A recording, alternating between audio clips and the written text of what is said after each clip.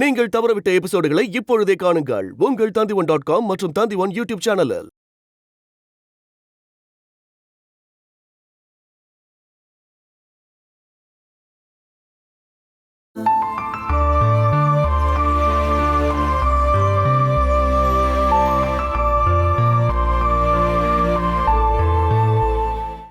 நம்ம அம்மாவை பத்தி நான் கேட்கும் போதெல்லாம் நீ ரொம்பவே வருத்தப்படுறிய இந்து.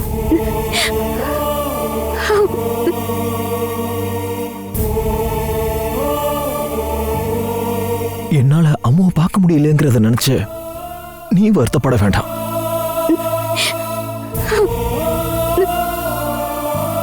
நம்ம பொண்ணு பார்க்க நான் உடனே வந்துடுறேன். விலங்கு இல்லாத கையோட நான் வந்துடுறேன். அப்பான்னு கூப்பிட்டுக்கிட்டு ஓடி வர என்னுடைய செல்லத்தை இந்த இந்த நெஞ்சோட சேர்த்து அணைச்சுக்கணும்.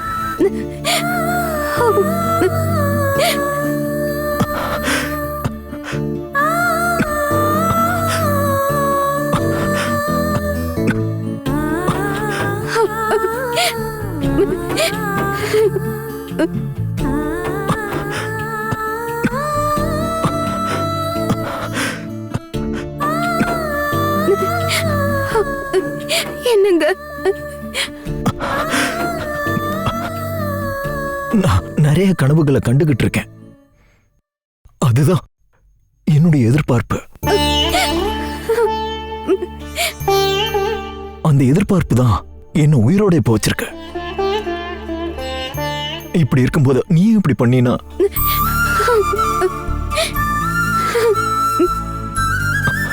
என் தைரியம் என்னன்னா நீ குழந்தை கூட இருக்கிறது தான்.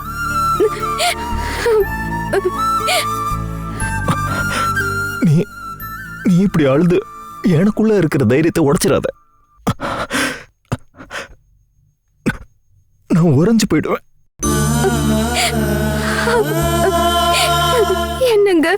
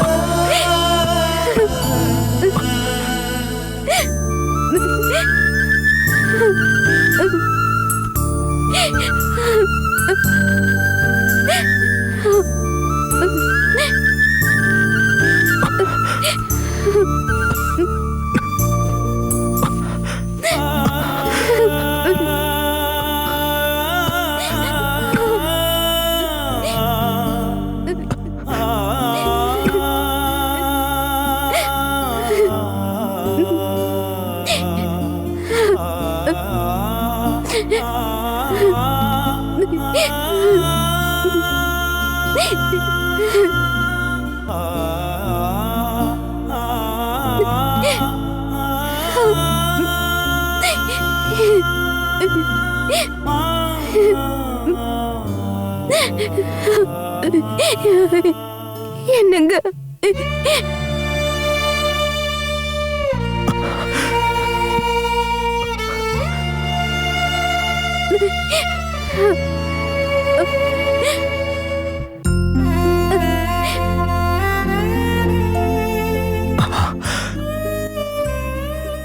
அந்த நந்தகிஷோரும் ரேஷ்மாவும் என்ன சொல்றாங்க? அவங்க கால் பண்றாங்களா?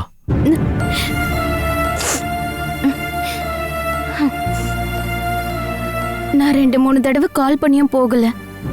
நம்பரை மாத்திட்டாங்கன்னு நினைக்கிறேன். நமக்கு நேரம் கிடைக்கும் போது நாம போய் பார்க்கணும். நமக்கு உதவி தேவைப்பட்டப்ப நமக்கு ஹெல்ப் பண்ணாங்கல்ல. நீயும் குழந்தையும் தங்குறதுக்கு வீடும் கொடுத்தாங்கல்ல. அவங்கள பார்த்து நன்றி சொல்லணும்.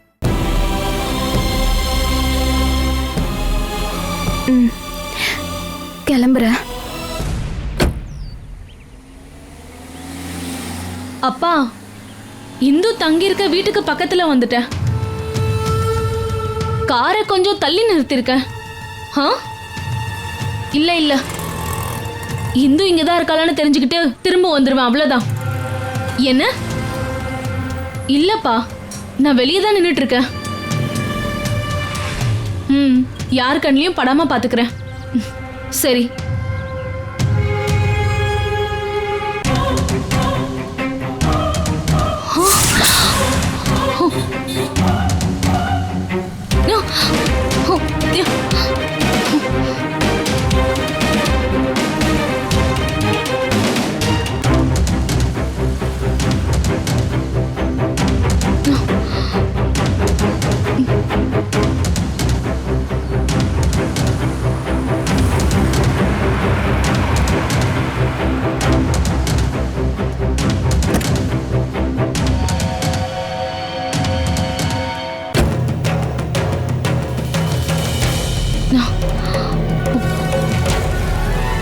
நான் பார்த்துட்டேன்ப்பா. அவ இங்கதான் இருக்கா. இல்ல, என்ன பார்க்கவே இல்ல. சரி, நான் மறுபடியும் கால் பண்றேன்.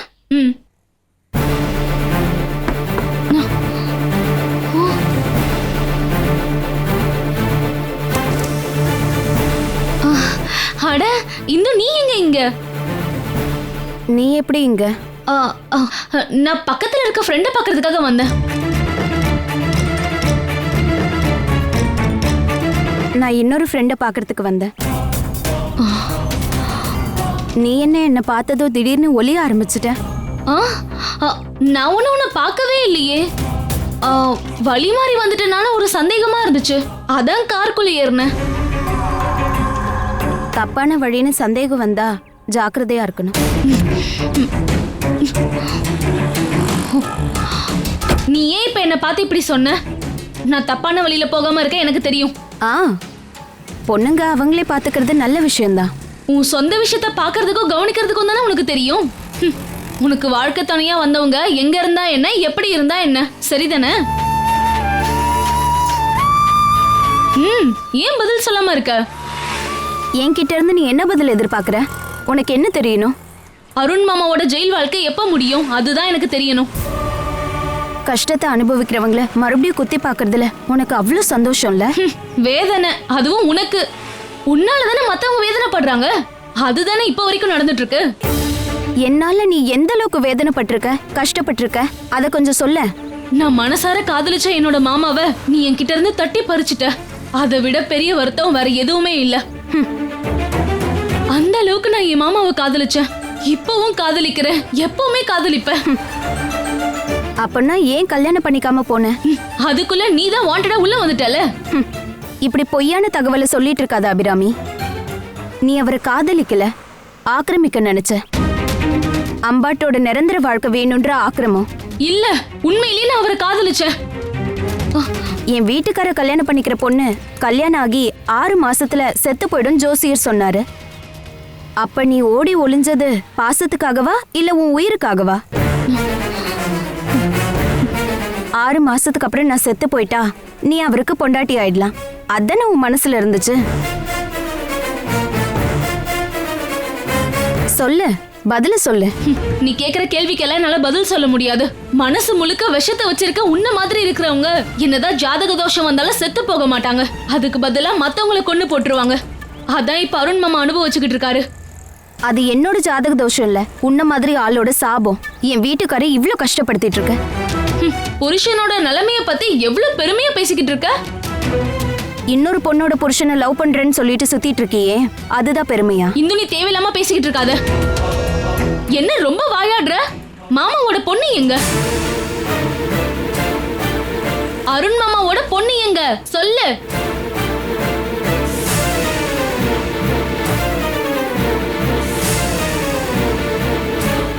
எங்க பொண்ணு எங்க இருக்கான்னு உன்கிட்ட சொல்லணும்ன்ற அவசியம் இல்ல.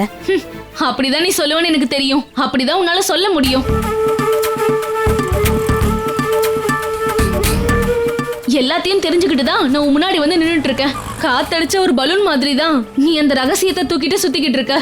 ஒரு சின்ன ஊசியால அதை தொட்டா போதும், ஒரு நிமிஷத்திலேயே எல்லாமே உடைஞ்சு போயிடும். ஞாபகம் வச்சுக்கோ. ஒரு நிமிஷம் இல்ல, என் ரகசியங்களை உடைக்கிறதுக்கு 1 நிமிஷம் போதும்னு சொன்னல. அது மூலமா வர பிரச்சனைகளை சரி பண்ண எனக்கு ரொம்ப நேரம்லாம் தேவைப்படாது.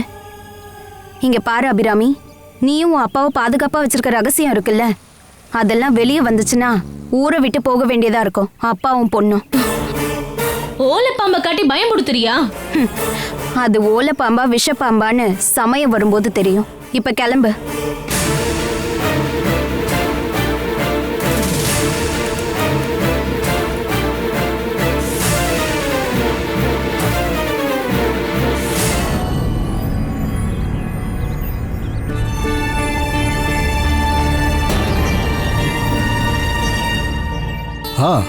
அபிராமி இங்க வந்ததும் இப்போ நந்தகிஷோர் வீட்டு முன்னாடி வச்சு உன்னை பார்த்ததும் இது எல்லாத்தையும் சேர்த்து வச்சு பார்க்கும்போது உனக்கு என்னமா தோணுது?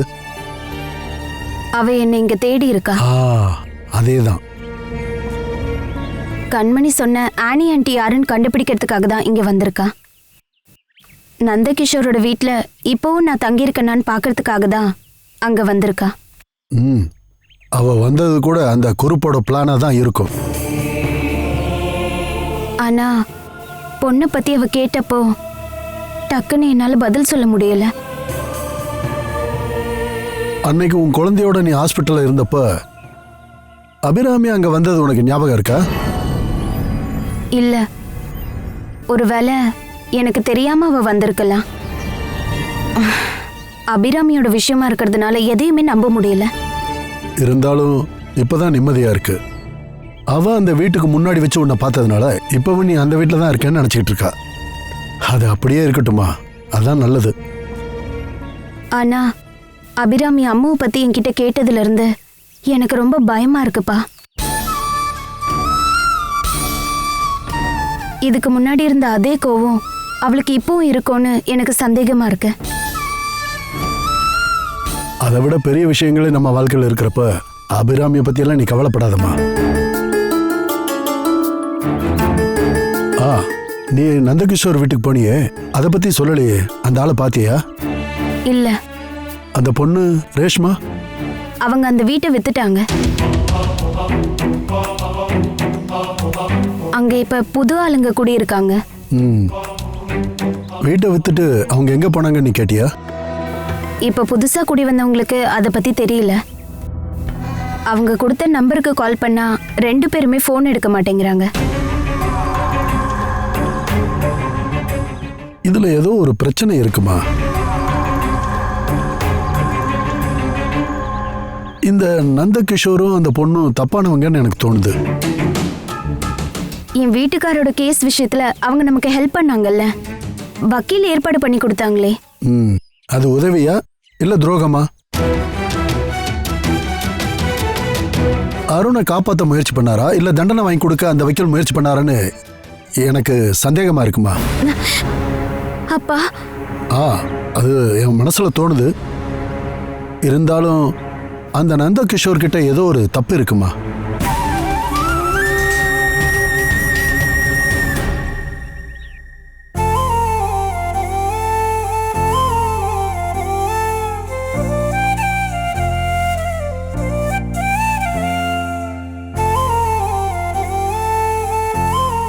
அம்மா,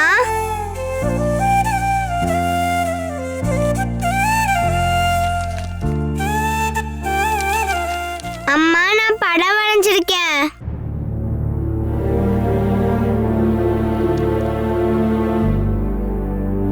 அம்மா,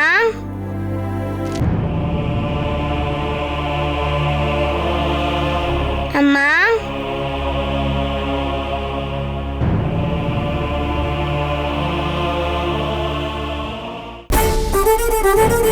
அம்மா இந்த கொஞ்சம் பாருங்களேன், இது நான் வரைஞ்ச படம்.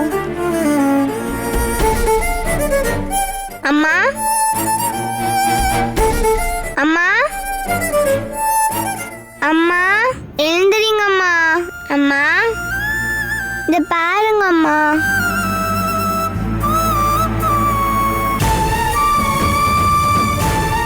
அம்மா, அம்மா எழுந்திரிங்கம்மா, எழுந்திரிங்கம்மா. என்னம்மா? அம்மா எழுந்திரிங்கம்மா.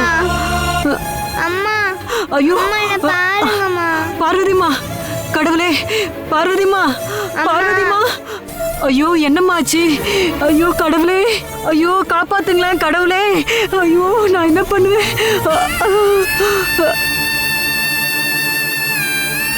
அம்மா, ஐயோ அம்மா.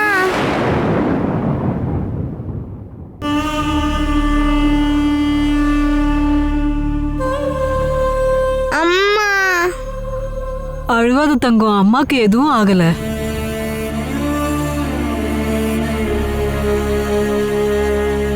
வீட்டில் மயங்கிட்டாங்களா? ஆமா சார், நான் கிச்சன்ல இருந்தேன். பொண்ணு ரொம்ப அழுகிற சத்தம் கேட்டு நான் ஓடி போய் பார்த்தேன். கீழே விழுந்து கிடந்தாங்க.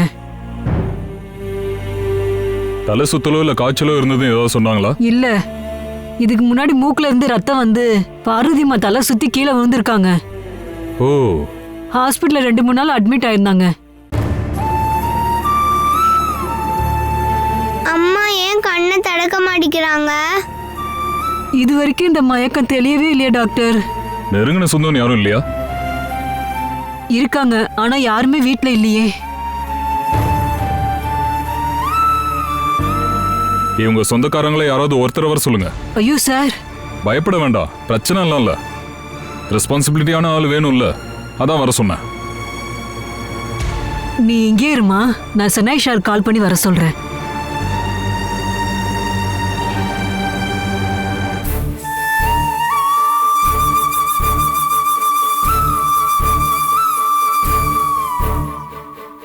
அம்மா, எப்போ போட்டாலும் சனாய் சார் காலே போக மாட்டேங்குது. இப்போ நான் யார்கிட்ட தான் இதை சொல்றது? குரூப் சார் கால் பண்ணி பார்க்கலாமா? அந்த ஆள் நல்லவன் இல்ல, இருந்தாலும் வருவான். அவர் எதிரியா இருந்தாலும் சொந்தக்காரர் தானே, ஆபத்து சமயத்துல கூப்பிட்டா வருவான்.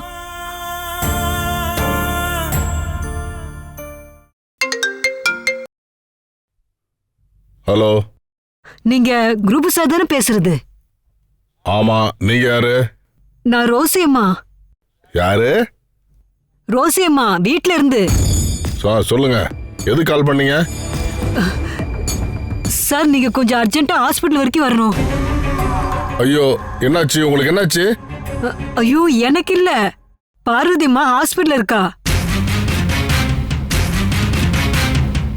பார்வதிக்கு என்னாச்சு ரோசியம்மா? முன்ன மாதிரி தலை சுத்தி கீழே விழுந்துட்டா. ஓ, அப்புறம்? ஒரு வழியா நான் ஹாஸ்பிட்டல் கூட்டு வந்துட்டேன் சார்.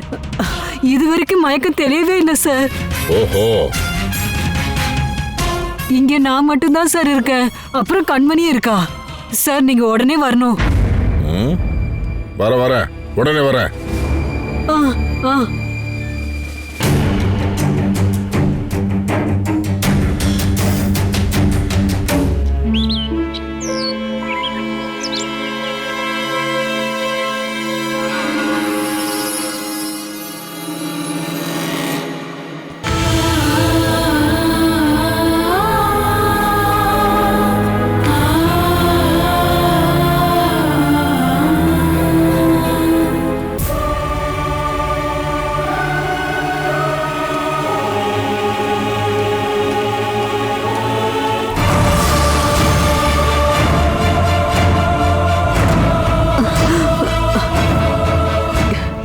போன் எடுக்கவே மாட்டேங்கிறா.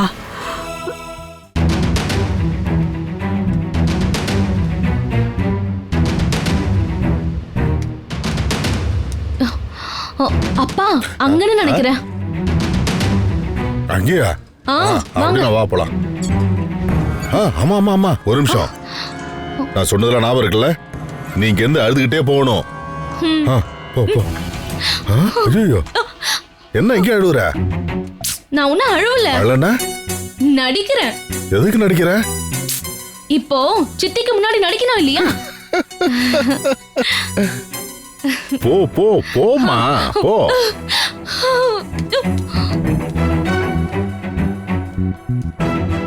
சித்தி, என்னாச்சு சித்தி?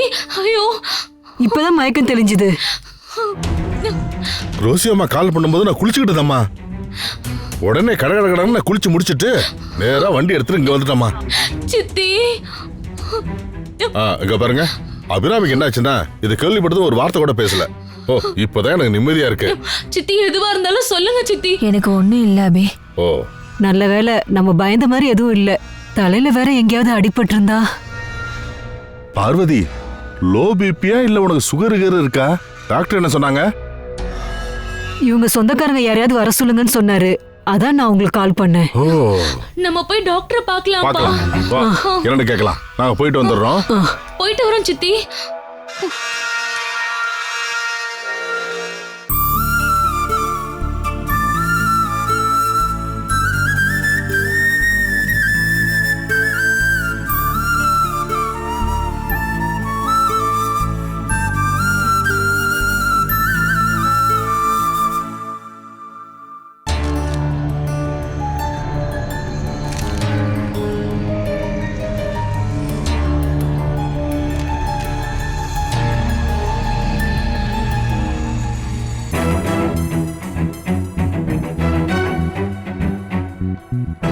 டாக்டர், பேஷண்ட்ஸோட நெருங்கின சொந்தக்காரங்களா? ஆமா, இவ பார்வதிக்கு சொந்த மக மாதிரி. நான் அவ கூட பிறந்த அண்ணன்னு கூட சொல்லலாம். இத பாருங்க, குருப்பண்ணான்னு பார்வதி என்ன பாசமா கூப்பிடுவா. சித்திக்கு ஏதாவது காம்ப்ளிகேஷன்ஸ் இருக்கா டாக்டர்?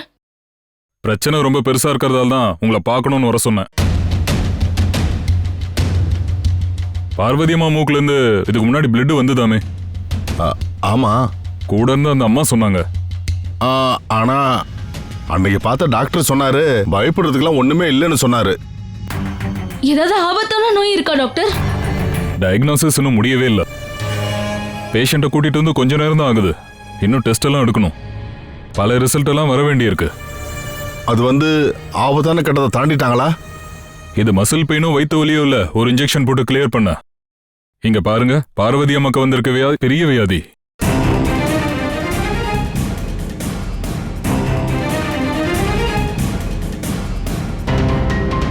சரியா அப்சர்வ் பண்ணா மட்டும்தான் இத பத்தி சொல்ல முடியும். சித்தி இத பத்தி எங்க கிட்ட கேட்டாங்கன்னா நாங்க என்னன்னு சொல்றது? நீங்க ஒண்ணும் சொல்ல வேண்டாம். Let her take rest. சந்தோஷமா இருக்கட்டும்.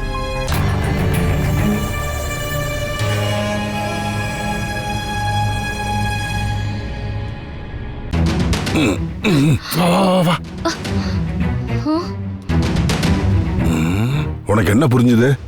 சித்திக்கு ஏதோ பெரிய நோய் வந்திருக்குன்னு தோணுது. அந்த விஷயம் நம்ம எதிர்காலத்துக்கு தடையா இருக்கவே கூடாது. எப்படி சொல்றீங்க? இங்க பர்மனி டாக்டர் சொன்னதை கேட்டல்ல. இது ஜலதோஷமோ தலைவலியே கிடையாது. இது ஏதோ பெரிய வியாதிமா. இன்னைக்கு சிரிப்போட இருக்கிற பார்வதி நாளைக்கு ஐசுக்கு போலாம், அப்புறம் வெண்டிலேட்டர்ல வைக்கலாம். அதுக்கு அடுத்த நாள் மார்ச் வரையிலையும் வைக்கலாம். அப்பா, அப்படி ஏதாவது மட்டும் நடந்தா போட்டுறது அம்பாட்டோட ஆபீஸ் மட்டும் இல்ல, இந்த குருப்போடையும் குருப்போட பொண்ணு அபிராமியோடைய ஆசைகளையும் தான். புரியுதா? என்ன உனக்கு புரிஞ்சுது? சித்தி மனசுக்குள்ள ஏதாவது குழப்பி விட்டு அம்பாட்டு சொத்துல இருந்து கொஞ்சமாவது ஆட்டைய போடணும்னு நினைக்கிற நம்மளோட எண்ணம் நடக்காது. காரணம் ஒருவேளை விஸ்வநாதருக்கு லாட்டரி அடிச்சாலும் அடிக்கலாம். அந்த ஆளு தானே இவளுக்கு இருக்கிற ஒரே அண்ணன். அப்புறம் ரோசி அம்மாவுக்கும் கொஞ்சம் சொத்து போகும். ஆனா நமக்கு மட்டும்தான் ஸ்வாஹா. அதெல்லாம் முடியாதுப்பா. சித்தியை எப்படியாவது காப்பாத்தணும். நிறைய பணம் செலவு பண்ணி தான் காப்பாத்தணும். நமக்கு அவங்க தேவை.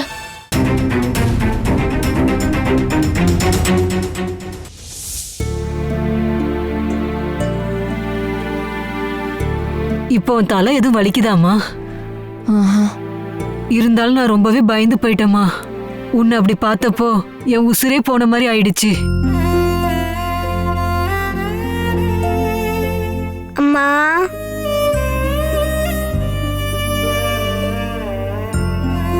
குழந்தை எப்படிலாம் அழுதா தெரியுமா? செல்லம், நீ பயந்து போயிட்டியா? அம்மாவுக்கு எதுவுமே இல்லடா. ஆனா நீங்க கீழே விழுந்துட்டீங்களே. அது தலை சுத்திருச்சுமா. இல்ல, உங்களுக்கு பெரிய வியாதி இருக்குன்னு நினைக்கிறேன். டாக்டர் சொல்ற எல்லாத்தையுமே ரொம்ப கவனமா கேட்டுட்டு இருக்கா. அம்மா. என்னம்மா? எனக்கு தான் ஒண்ணு இல்லைன்னு நான் சொன்னேன்ல. என் செல்லத்தை விட்டுட்டு நான் எங்கேயுமே போக மாட்டேன்.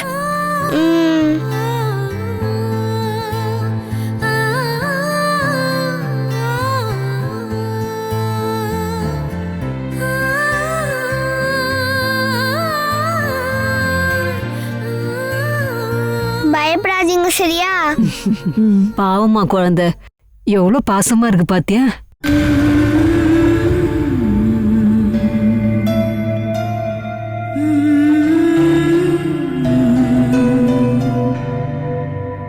Catch us on TV, Tandivan.com, Facebook and YouTube.